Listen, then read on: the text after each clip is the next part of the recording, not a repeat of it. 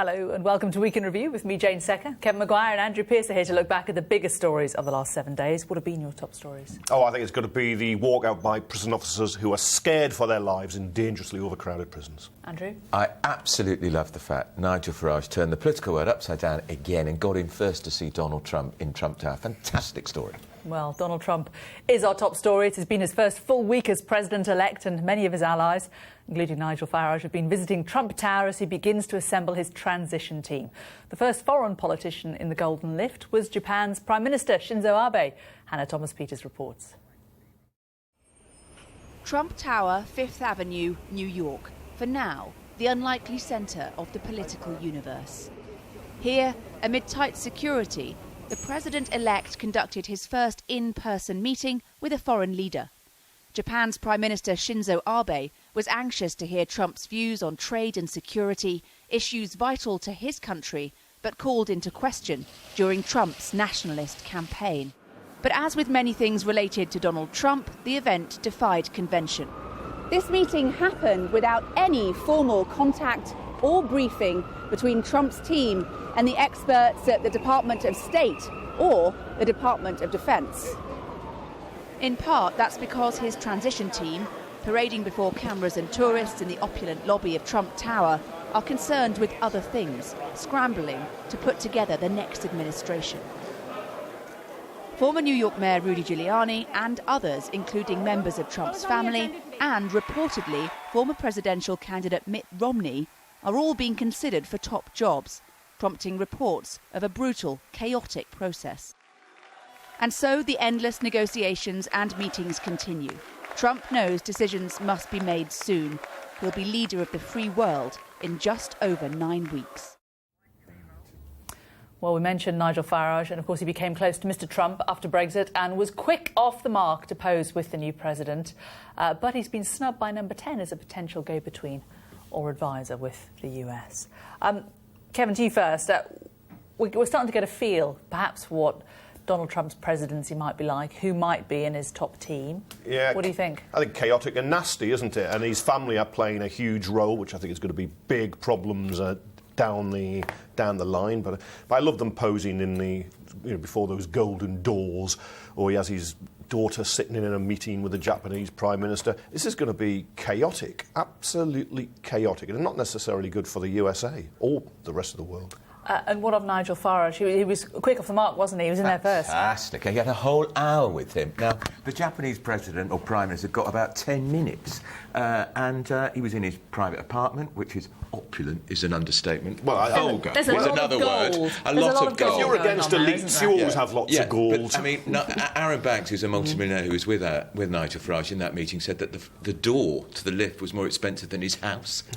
Which is about 5 million quid. Yeah. So I think Theresa May is missing an opportunity here, because of course she wouldn't give Nigel Farage an official role, but I would want someone to have a word with him, because he's spent an hour with the president-elect that nobody in the British administration has done, and I'd want to know what he's got to say.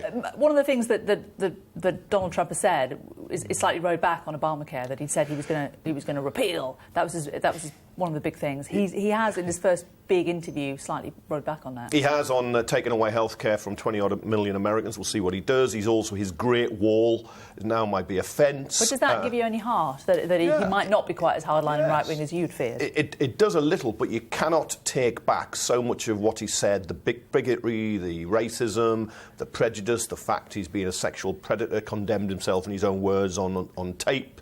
So you cannot roll back all that. So it's not a time to get out the bunting. OK, before we leave American politics, let's just quickly talk briefly about Hillary Clinton.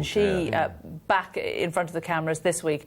Very different. What does she look like? Well, she was wearing... A lot of people said she wasn't wearing any makeup. I think she was. She just wasn't wearing quite as much as she had been wearing during the campaign. She clearly did her own makeup as opposed to getting in the professionals who made her up every day she was on the campaign trail. She looked shattered. She looked shattered, exhausted, emotional. Let's have a listen to what she had to say.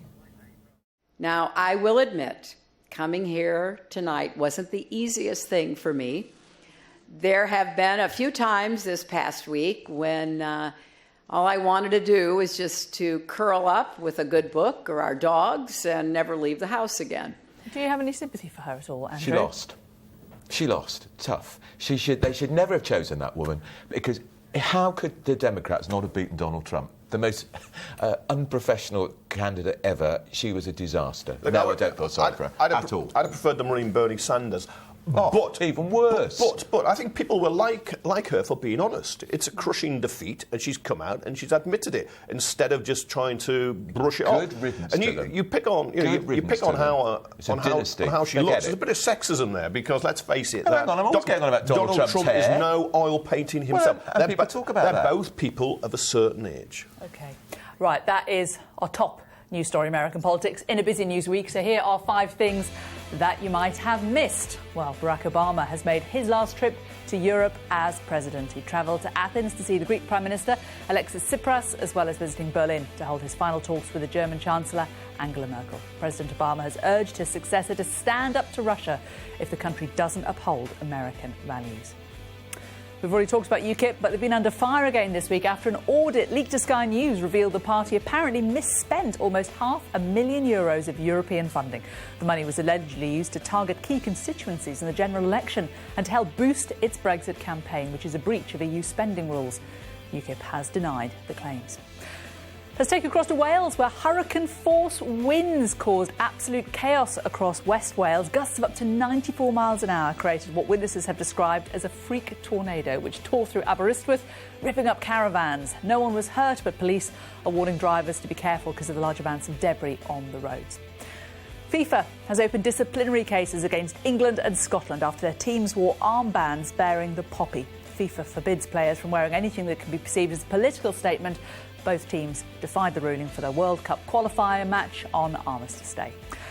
Time now for our gaffe of the week, and it is related to football. This week, it's Wayne Rooney finding himself on the newspaper front pages of Mied Sun at 5 a.m. rather than staying on the back pages in the sports section. This is when photos emerged of the England captain looking a little worse for wear. After a big night out, the FA are said to be implementing a curfew and booze ban for players whilst on international duty. Kevin, do you think this is fair that he's facing this criticism? I mean, he was off duty, he'd had a big night, they'd had a good result. But he is a sportsman, an athlete, you're supposed to look after yourself. He drinks, he smokes, his diet is said to be poor. No, do you think it affects his performance on the field, then? Yeah, he's in decline. He's only in the England squad on past reputation. I think he's a mug. He's the captain. He has to set an example, and it's a shocking example. Look, he's just Shrek, isn't he? He's just a boy. I can't stand it. And honestly, they should just sack him. But he's off the clock. No, they've got another game coming up. They had 24 hours off. 5 in the morning, boozed up. Not a good look for the England team, I'm afraid. And they won that game, but they probably won't win the next one. Don't forget, send us your nominations for Gaff of the Week for next week using the hashtag WNR. Now, it's been a big week for Brexit. A memo angered Number 10 after it claimed the government still had no strategy for the UK to leave the EU. And the Foreign Secretary Boris Johnson got into a row with the Italians over Prosecco. Our political editor Faisal Islam and our senior political correspondent Jason Farrell both have more. The government does have a Brexit plan. The Irish government published one last month. The Japanese government revealed its plan the month before. As of yet, no great detail from our own government, but today some insights from consultants who had been inside Number 10 working on Brexit planning. A report from Deloitte suggests the Cabinet is split on its strategy for leaving the EU. It says more than 500 Brexit-related projects have been set up, above the civil service capacity, and that as many as 30,000 new civil servants will be needed to meet the workload. This infuriated Number 10, who said the report had no credence and was done by a firm touting for government contracts. Prosecco and chips. That's what the Brexit debate boiled down to, with Boris Johnson warning an Italian minister that if Italy blocked a favourable Brexit deal, that could impact on their sales of Prosecco to the UK. Italian Economic Development Minister Carlo Calenda didn't appreciate the comment. He told Bloomberg TV, he basically said, I don't want free movement of people, but I want the single market. I said, no way. He said, you'll sell less Prosecco. I said, OK, you'll sell less fish and chips. But I'll sell less Prosecco to one country and you'll sell less to 27 countries. Putting things on this level is a bit insulting. Theresa May refuses to be drawn on her negotiating strategy, but we know she believes Britain voted to control its borders and to leave the European Court of Justice, and she wants the best possible trading relationship. But the Foreign Secretary has been told he can't have his fish and chips and eat them. Let's talk about Boris Johnson first of all. I mean, is this now laying bare some of the issues that there are going to be with Europe? And this is fundamental. It goes to the heart of it, doesn't it? Look, the Prime Minister is quite clear. A red line is free movement of people. She wants to end it. I think that's what the British people voted for in huge numbers on referendum day. And it's interesting that this week we saw the first creak, tectonic plate shifting, Angela Merkel signalling in Germany there may have to be some compromise on free movement. Now, whether that's because of Brexit or because she's worried about her own elections next year with her immigration policy, which is an electoral disaster for her, that she's losing every regional election going. So I think that it's shifting Britain's way. You're wrong about Merkel. She said free movement was still a principle, but it's about what benefits you can claim elsewhere. But a principle is different from saying that you won't be moved on something, isn't it? But it's a dream, it's an aspiration. She gave Cameron some ground on that before the referendum, which Cameron lost. But the fizz went out of Boris Johnson long ago. He's more like stale slops of beer, isn't he? And he lost that argument. And this comes to the heart of it. The government has no Brexit plan. Now, it's not surprising because it's so difficult. Never said that during the campaign for the referendum, but it's so difficult. But there is a contradiction between saying you want to be in the free market and you want to limit migration. And that is somehow the circle that has to be squared, and no one knows how to do it. And most importantly of all, Theresa May doesn't know. Brexit means what? She doesn't know. We've had this report out this week from Deloitte basically saying that the government's going to have taken all of these thousands of new people and it's going to cost a fortune. I think that report has to be treated with a very large degree of scepticism because as at the time said it was commissioned by the Cabinet Office. It wasn't. It wasn't commissioned by anybody in government. Nobody in government knew anything about that report. It was a fishing expedition by a load of consultants who want a load of business. What do they know about what's going on in the Cabinet? But look, it caught a flavour of the chaos that is there. We know there are divisions. You know there are divisions between ministers. And you also know they're having to hire lots of civil servants to try and sort out this mess. You never put it on the side of the bus, 30,000 extra civil servants. Instead, it was 350 million a week for the NHS, effectively, which will never happen. Time for a quick quiz. Quiz of the week. Can you tell me who won the Glamour magazine's Woman of the Year award and why it was controversial? You both know? Yeah. Andrew's not sure. Don't know at home? We'll find out after the break.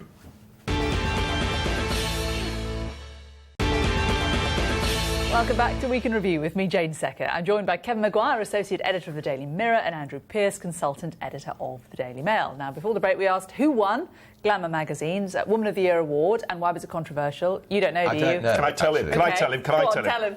Bono. What? Yeah. He is indeed a bloke, and he became the first man to win the Woman of the Year accolade.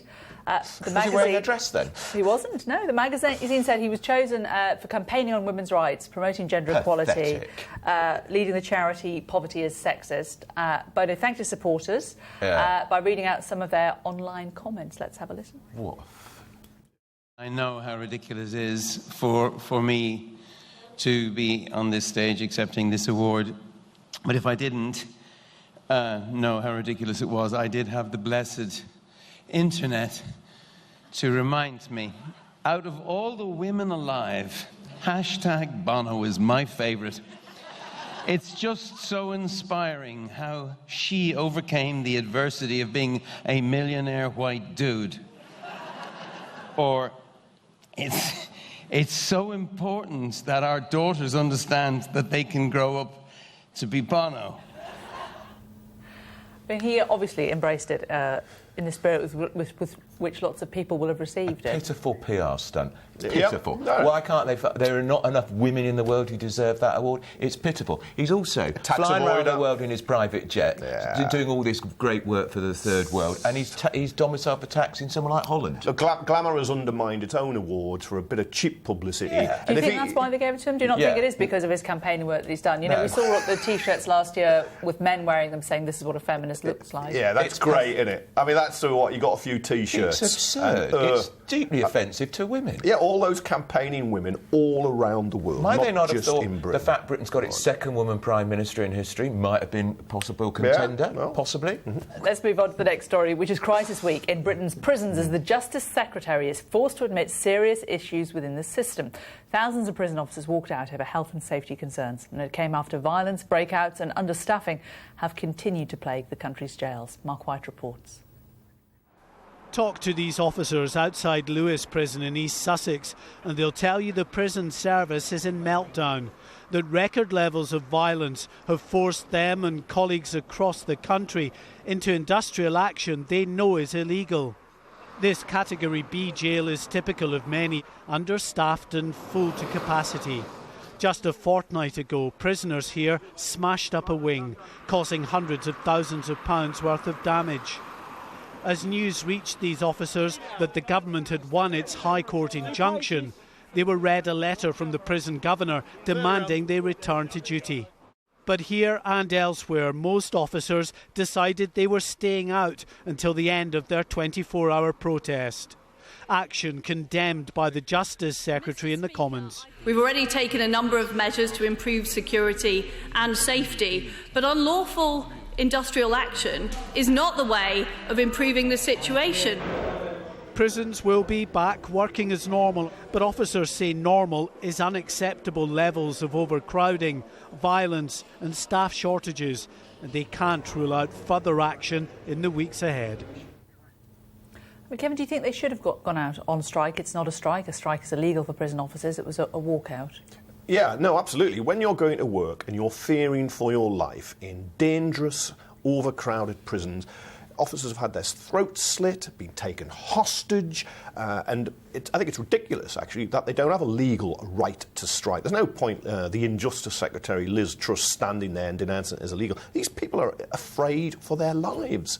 And she and her predecessors cut the numbers in England and Wales from, 7,000 they got rid of from 25,000? She's taken on 2,500 more in the future, but she's left them dangerously understaffed. The government is taking steps, isn't it, Andrew? But, you know, a lot of people will say, including the prison officers and the Howard League for Penal Reform, that what they're doing is not going to solve the situation now. These are all steps that will improve the situation in the future. Yeah, the trouble is prisons spend too much time in prison cells. They're locked up for often 23 hours a day, which is outrageous, and often prisons are universities for crime. They become more criminalised in prison, and they should be working or educated every day. I think 75% of prisoners are innumerate or illiterate. But we've also got this problem in our prisons. Front page of the Daily Mail this week, my newspaper, fantastic photograph of the meeting, steak, fish and chips. How do you get fish and chips in a prison? All on their mobile phones. There's massive abuse going on. Drugs are being flown in by drones. It's out of control, and often it's with the connivance of the prison officers. Well, no, the fact is there's not enough prison officers, so they're conniving with it too. You cannot run a jail properly with too few staff, and it's an example of where austerity by the government has just gone badly wrong. And you can complain about things being smuggled into prisons, but unless you've got prison officers to do the checks, it's going to happen. Right, let's move on to our paper stories of the week. Andrew, we're starting with you this week, and this is a 14-year-old girl who has been cryogenically frozen after death. It's the first time this has happened in the UK, we believe. I find this profoundly shocking. It's eerie. It's Frankenstein science. This little girl was terminally ill. She wanted a chance to come back to life. I'm afraid you can't have a chance to come back to life if you die. That's it. I mean, I'm a Christian. I believe one day Jesus may come back from the dead, but we don't come back from the dead. She's been indulged. Of course, the parents were divided. The grandparents had paid for it, and they wanted to give her some hope, and which I sort of get before she died. But this isn't the answer. And apart from anything else, the cells can often be damaged in the freezing, and so they almost certainly won't be able to bring her back alive. They said she might bring her back in 200 years. Well, who's going to be around for in 200 years? Nobody. But the world might be completely different. You read her letter, and she is a 14-year-old girl dying of cancer, and it's absolutely heartbreaking. Yeah. And if it helps her passing, eases her passing, then I understand it. But it does sound like an expensive scam, nearly £40,000. Yeah. You might be able to preserve the physical body, but your memory, your thoughts, all those electrics, they'll have all gone, I'm sure. I just can't believe it. Do we? We just don't know. And she's Well, no, we don't. And her body's We don't. now stuck in a freezer in the United States. Yeah, How but- horrible is that? Yeah, but she would have been cremated or buried otherwise. Stick on a box in the ground. But it's also, for the people here, it doesn't bring them closure either. Kevin, your choice now. The word of the year has been announced. It's actually 2 words, or hyphenated. What is it? Post-truth. Ridiculous. Yes. Some academics have come up with this. How often do you use the expression post-truth? I've never heard anyone use it other than academics, actually. Well, we've been using it in relation to Trump. I mean, the definition is circumstances where facts are less influential in shaping public opinion than appeals to emotional and personal belief. So the fact that a lot of stuff that President Trump said in his campaigns was entirely untrue, but it appealed to somebody on an emotional level. Yeah, it's just called spin and lies. And fibs and so why we have to dress it up and call it post-truth. I mean, if you think about the referendum campaign, he'll go banging on about how much isn't going to be saved for the NHS. On that bus. And I remind people that the Treasury said in May, if we voted to leave, unemployment would go up by 500,000 before the end of the year. It's just fallen to a 10-year low, actually, unemployment. So I suppose those two would fall into the category of post-truth. Yeah. But I just say it was a load of spin and hogwash. Kevin, your final paper choice. This is about the latest scandal, they're saying, to hit the former Top Gear presenter Jeremy Clarkson. Yeah, is it a scandal? He had a bit of a hoo-ha in an airport? Yeah, the old motor mouth Jeremy Clarkson in Stuttgart, where he accused somebody who wouldn't let him on a flight because he was late of being an Argentinian, when in fact he was Spanish.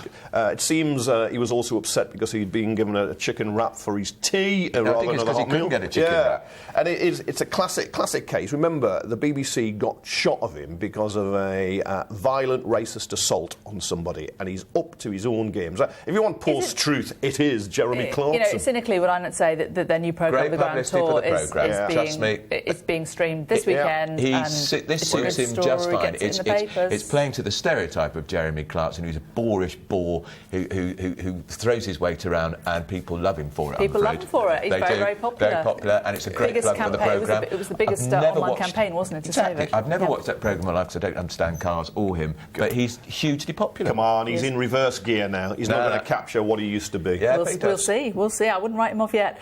Right, time for your ups and downs. We're starting with you, Kevin. You are sending up this week Angela Merkel. She had the last meeting with President Obama. She's on their way out. He's always right in her way out. You've got no grasp for this. There we are. She is hosting a mini-summit in Germany. Theresa May's gone over, Barack Obama's gone over, and Barack Obama has said that he was America's biggest ally in Europe. It's not been your mate David Cameron. That special relationship is being What do her any good when she loses the election next year? Ta-ra, Merkel. She's a towering political figure. With your horrible trouser suits. We're sending her up. You're sending down, though. Trouser suits. Black Friday. That's right. Next weekend it is. Which magazine found it really a con? Something like half, 49% of goods you could buy cheaper before or after. So when you think you're getting a bargain, you might just be very good journalism by Which magazine. Your flat screen telly might be a lot cheaper the week before. Yeah. And it lasts for a week now, doesn't it? A lot of retailers are making it, stretching it out. It's a bad American Sending import. it down. Anti-consumerism. Andrew, you are sending up this week Meghan Markle. So this is the girlfriend of Prince Harry, who suddenly she's a big star in America and Canada. So a film that she made called Antisocial is being re-edited. So when she made the cutting room floor before, she's going to be miraculously re-edited into the film, and they're going to remarket the film, cashing in on her relationship. Do you think she'll be on the main poster? I think she will. I think she will. Prince Harry's so touched by her, or pardon the expression, if you phrase that. Prince Harry's so keen on her, he's going to pay for her bodyguard because he can afford it. Steady on there, Andrew. So she can't afford to give him the elbow now, can she? I mean, he's a meal ticket. OK, we're sending her up. I think she's quite wealthy in her own right, Kevin. We are sending down, though, this week, Andrew. You're sending down Bob Dylan. He's not going to collect his Nobel Award. It was stupid to give him the Nobel Prize for Literature anyway, because actually... regretting it? Yes, he's a musician, and he's too busy to go and collect it. Well, don't bother giving it to him then. He said he has prior engagement. Why don't they give it to Bono? He's 75. Yeah. He said he has a prior engagement. Shouldn't we just respect that? No, it's rude and churlish. It is. It frankly is. He's not sick. It's a great honour. Come gather around people wherever you be. Never give it to him in the first place. Show some manners. Show some manners. I suppose we say. Right, we're sending you down, Mr. Dylan. Sorry about that. Don't forget, do send us your nominations for ups and downs using the hashtag WNR. Well, thank you very much for joining us for our review of the week. We'll be back with much more next week, but for now, it's goodbye from them. Goodbye. And it's goodbye from me. Goodbye.